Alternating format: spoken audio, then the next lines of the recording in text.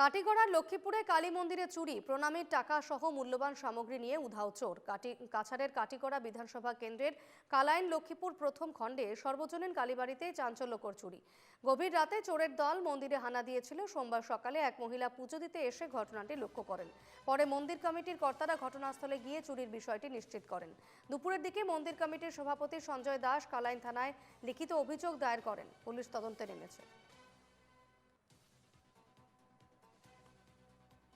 আজকে সকালবেলা একজন ভদ্রমহিলা এই মন্দিরও পূজা দেওয়ার লাগে আইসেন। দেওয়ার পরে তাই দেখছেন যে এই জানালাটা উঠাই, প্লাস আমরা দানপত্রর একটা বাক্স আছে, দানপত্রের বাক্সটা দেখুন ভাঙ্গা, তালা ভাঙ্গা। তখন গিয়া তাই আমরা রে যাইয়া যে কইছেন যে ওরকম ওরকম দেখছি দান বাক্স দিয়ে দানপত্র বাক্স ভাঙ্গা, প্লাস দরজা দিয়ে জানালা দিয়ে আছে নেট আছে, নেটটা ভাঙ্গিয়া ঢুকছে।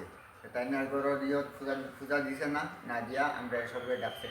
তো আমরা সবাই আইসি, আইয়া আমরা প্রায় পূজা কমিটি কালীবাড়ি কমিটি যারা আমরা আছি, আইয়া আমরা সবাই নিয়ে ডাকছি, ডাকিয়া আইয়া তদন্ত করে দেখছি যে বাংলা ঠিকও আছে, তুমি একটা সুদ ঢুকছে, ঢুকিয়া এটা বোঝা গেছে।